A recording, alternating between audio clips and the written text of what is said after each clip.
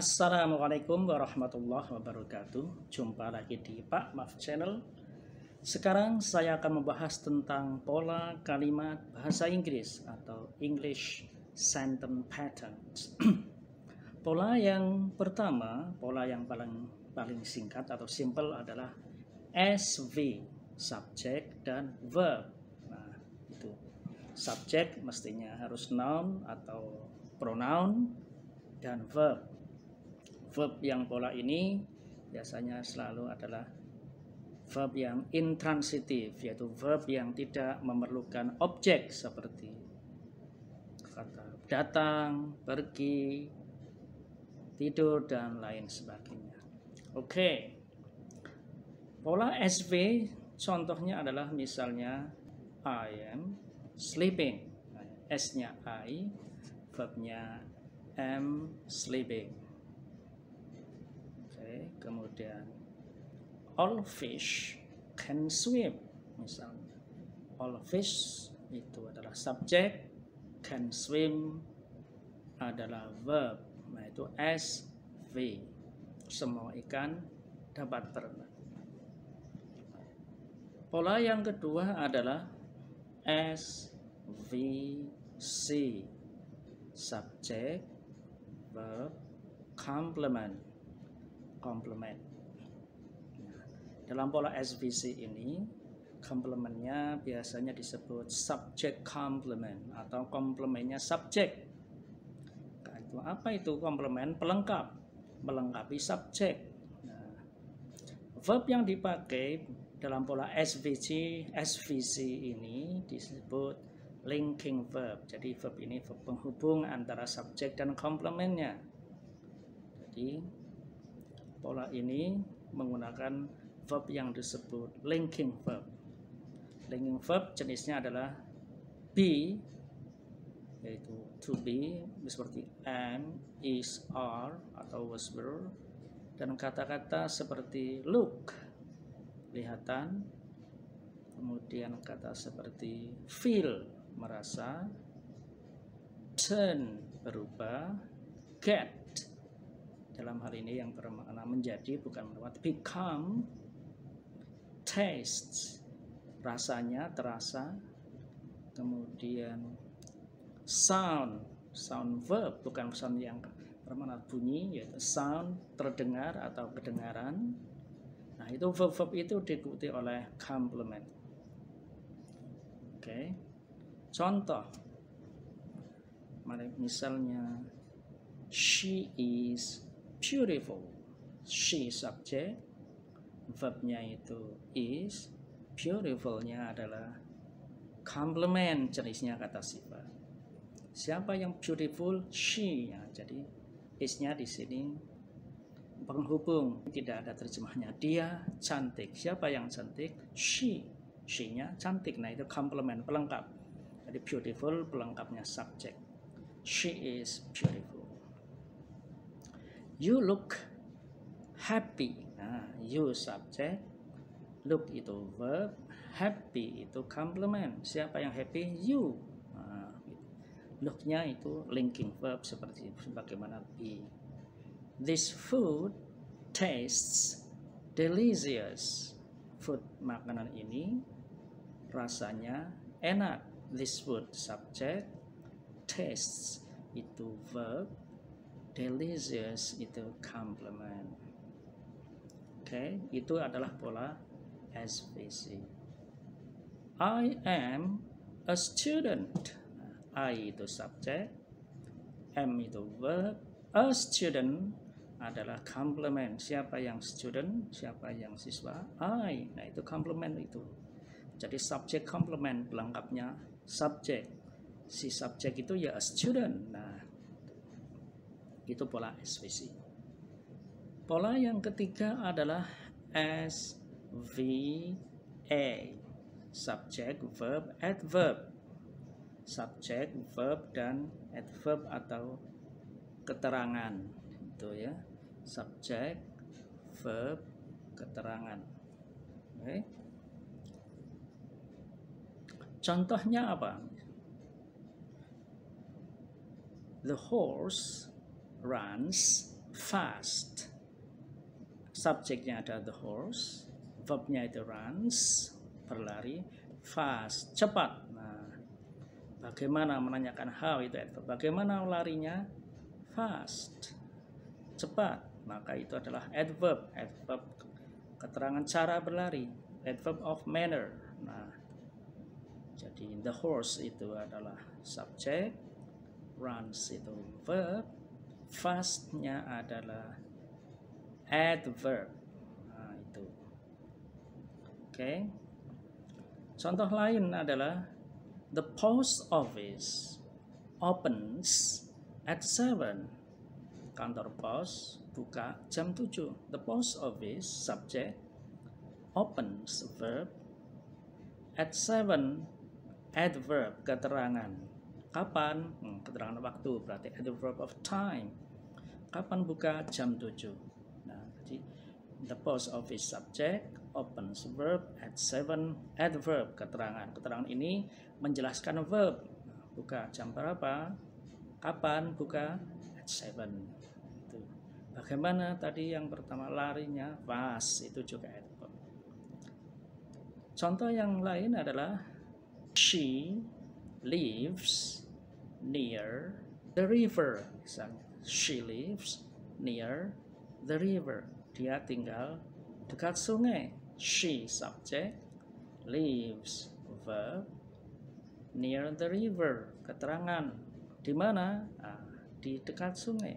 Di mana tinggal, live-nya di mana? Dekat sungai. Maka itu adverb, adverb yang menunjukkan tempat, adverb of place. Nah, itu adalah pola SVA. Jadi subject, verb, adverb. Kemudian yang keempat adalah pola SVO.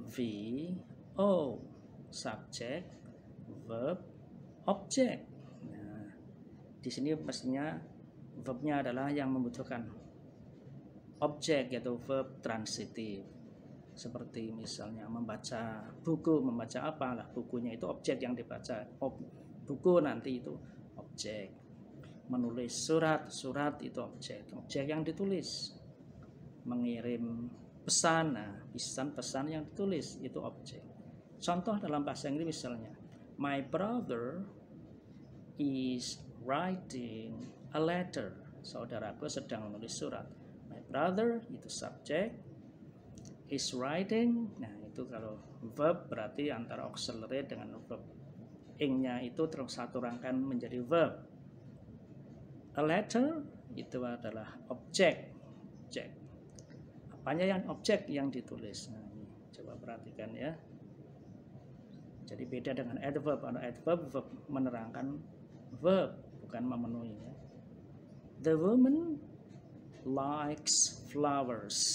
Wanita itu subjek, likes menyukai. Menyukai apa? Verb itu. Apanya itu? Flowers itu objek yang disukai. Jadi polanya SVO. The woman subject, likes verb, flowers object. I bought a book. Nah, saya membeli buku. I subject, bought. Verb, objeknya a book. Kalau ditambah unsur lain misalnya, I bought a book yesterday. Nah, maka I subject, bought itu verb, a book itu objek, sedangkan yesterday itu adalah keterangan waktu, adverb of time. Pola selanjutnya adalah subject, S, V, verb, O, dan C, complement. Nah, kalau ada pola SVOC berarti complement itu pelengkapnya objek, menjelaskan objek. Kalau tadi yang pertama SVC, subject verb complement, complementnya subjek, menerangkan subjek. Kalau ini menerangkan objek. Jadi subjek, verb, objek, dan complement SVOC. Contoh, I name my daughter Susi. Nah, saya memberi nama anak saya Susi. I subject, name verb, my daughter anak perempuan saya Susi itu complement. Karena siapa yang Susi? Yang Susi itu my daughter. Jadi Susinya pelengkap menjelaskan my daughter karena Susinya itu my daughter. She makes me happy. She subject, makes membuat verb, me itu objek, sedangkan happy complement pelengkap menjelaskan me. Siapa yang happy? Saya, me. Nah, itu makanya complement. Sedangkan yang ketiga contohnya adalah we elected him our leader. Kami memilih dia sebagai pemimpin kami. Siapa yang pemimpin kami? Him. Nah, itu makanya leadernya itu adalah complement. We subject, elected verb, him object, sedangkan our leader adalah complement. Jadi polanya adalah S, V, O, C. Nah, pola yang keenam adalah subject, verb, indirect object atau IO singkatannya, dan direct object DO. Ada objek dua di sini. Objek indirect yaitu objek tidak langsung, objek direct objek langsung. Indirect itu tidak berhubungan langsung, tapi direct yang langsung berhubungan dengan verbnya. Contoh, my wife will make me hot coffee. Istriku subjek akan membuat, will make verb, membuatkan siapa? Me. Jadi me-nya bukan buat tapi untuk saya itu ya. Indirect object. Hot coffee, kopi panas itu direct object. Jadi hot coffee itu direct object, me-nya indirect object. Direct object itu benda, sedangkan indirect object itu kata ganti atau sesuatu yang berupa makhluk hidup biasanya atau manusia. You must send your mother a letter. You subject, must send verb, your mother object, a letter objek juga tapi your mother indirect object, a letter direct object. Jadi mengirim surat, nah, gitu kan, mengirim ibumu surat, surat untuk ibu.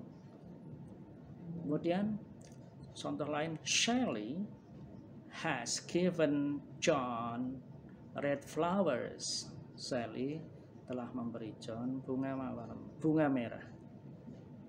Shelley subject, has given verb, John indirect object, sedangkan red flowers itu direct object. Nah, itu. Nah, kalau pola ini dibalik misalnya, Sally has given red flowers, nah, mestinya ada preposisinya untuk John, to John, maka polanya berubah. Sally subject, has given itu verb, red flowers, nah, itu objek ya. Sedangkan to John, nah, bukan indirect object lagi karena ada preposition secara struktur itu namanya keterangan. Nah, itu adalah pola kalimat yang perlu kita ketahui agar nanti kita membuat kalimat menjadi benar. Mungkin cukup itu untuk sekarang. Terima kasih, mudah-mudahan bermanfaat. Assalamualaikum warahmatullahi wabarakatuh.